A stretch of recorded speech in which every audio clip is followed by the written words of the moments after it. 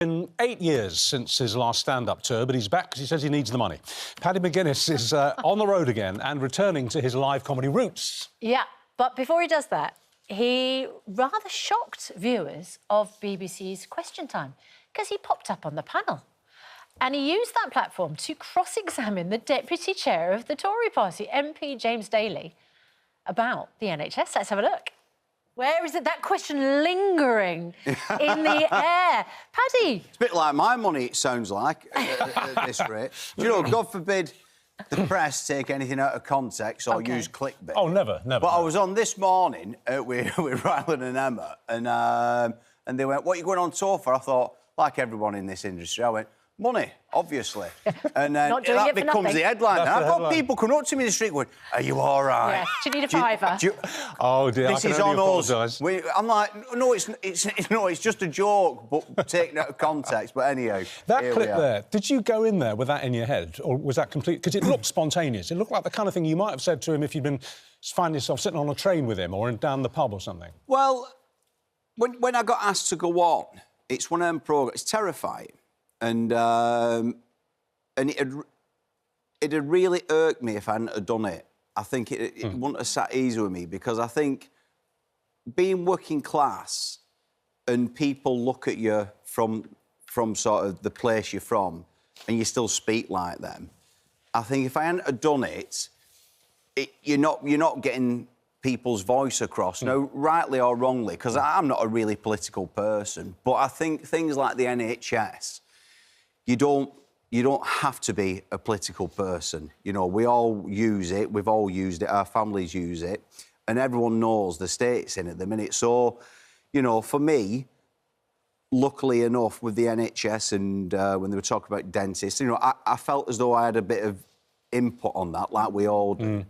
But, you know, if they just start asking me about trade deals in China or whatever, I'd be like, you're speaking to the wrong person, but I'm OK with stuff like that. He looked very, very thrown by your... It wasn't so much as an attack, but a series of very blunt questions. I mean, I've done QT as well a few times, and afterwards, you all kind of have a warm white wine and a curly cheese sandwich. Did you have a chat with him afterwards and say, was that all right? Yeah, that surprised me, actually, when you sort of in the green room after. Yeah. And I said to all of them, you know, Labour, Lib Dem, I said, Luke, I don't agree with... I think you were talking about it earlier. I don't agree with what's going on with politics now, with people, you know, turning up at houses and threats and all. That's disgraceful.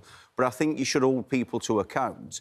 And, you know, you can be civil with someone, but you can certainly put your point of view. Well, you were perfectly civil. Across. Was he all right with you after? Did you have a chat with him afterwards? He's right as rain, yeah. Look, you know, he's a Conservative MP. He expects it, doesn't he, you know? So, but, yeah, everyone was really cordial after, you know, and that was that. But I was just sweating buckets when it finished, you know, because when you do sit there and you give you that little bit of paper which says question time, and you look up at the audience and you're like, oh, it's Fiona Bruce, here we go, kind of thing. But I was terrified, but I just felt, rightly or wrongly, I couldn't say no to something like that. Apparently, afterwards, well, it was split, wasn't it? The backlash, what have you got Paddy McGuinness on the panel for? Hey, and the other side, well, somebody put him in Parliament. He needs to be Prime Minister. Well, I was going to say that to the guy from the Conservative Party. I'm going to go, look what you've done to the country. Look who's on Question Time. It's your fault, this. But, you know, I think it's important on programmes like that to have everyone's voice, you know. And you can only do what you do, really. You just got to be honest. Well, joking aside, obviously you're doing... I wasn't joking, Richard. That was dead serious. No, I meant about the money and going back on tour. It has been 8 years, hasn't it? 2016 since you last... Why the long gap? He's been looking for the money, haven't you? You know what telly's like, and when you've got stuff planned and programmes and you're doing different things... Hello, it's weird you being on the end there. Ms. Ramsay, you're saying hello to I'm involved. I know, sorry. And touring takes up a lot of your time, so I've just genuinely never had time to put it in. It's always in the back of my mind. I'm always writing stuff down. OK. But when Top Gear was paused, because Top Gear takes up a massive chunk of my time, I was like, no, I can do it now. And if I didn't do it, I would never have done it. So, yeah, but it's great because I put the tickets on sale and they flew out, so it's quite flattering. But then you start thinking, oh, I've got to do it now. Well, talk about being nervous. I mean, the thing about Top Gear is you can do a retake, you know, if you screw it up. Yeah. Live tour, that's it. You get one shot. Yeah. Are you at all tense about it? You're always going to be nervous going on stage, but I think it's quite seducing. When you're on stage with a live audience and they're laughing and you get that instant interaction, it is a very seducing feeling, you know. But I've been one of them people, as soon as I walk off stage, I turn it off. I don't kind of stop at the services on the way home and walk in. Do you love me? Do you love me? How much do you love me? Yeah, that isn't me. I can't wait to get home and watch Ice Road Truckers or something like that. So what's your shtick going to be about on this tour? My stuff's just observational, you know, everyday life kind of things. But I'm writing stuff at the minute, and it might be my age, but I'm now at an age where I'm like, they're getting it. Oh, I can't wait to talk about that. You know, I'm in that sort of slightly perturbed by things in the world at the minute. But yeah, it'll be all right. You mentioned one of the reasons you're able to do this is, of course, Top Gear is on pause. How's Freddie doing?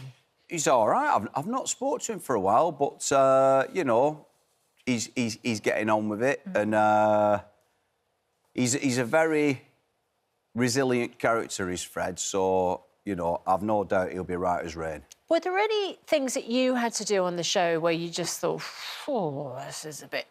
Well, working with Chris Harris, that was the main one for me.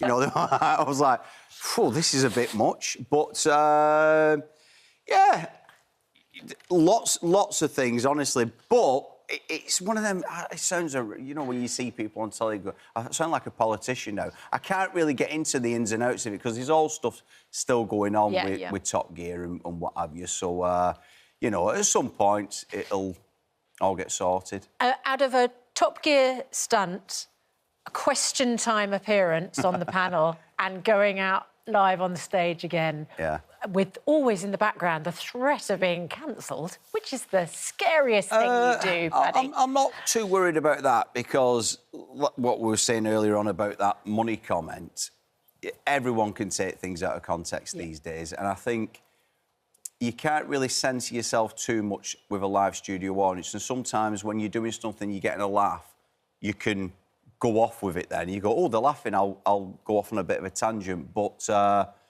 there's nothing what I say really.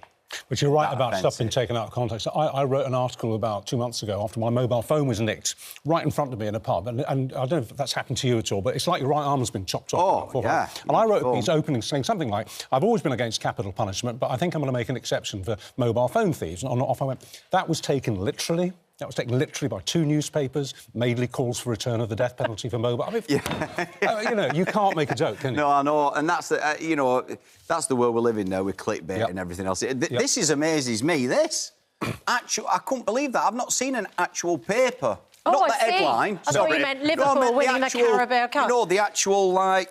The real thing. Oh, we'll have them. There we go. There's a whole set of papers. Oh, Next time you're on Question Time, you can read those. Here we no go. substitute for a rustling, crackling newspaper. Oh, dancing on thin ice. Ollie, what's going on here? Oh, the headlines. Here we go. Sorry. You can do the paper review tomorrow. Wait, Daly. Right. Are we still on, sorry? Yeah, we certainly are. You're finished. On an ad break. Yeah. Apologise. We're talking to a top Tory now. Maybe you should do the interview. Yes, well, stand by.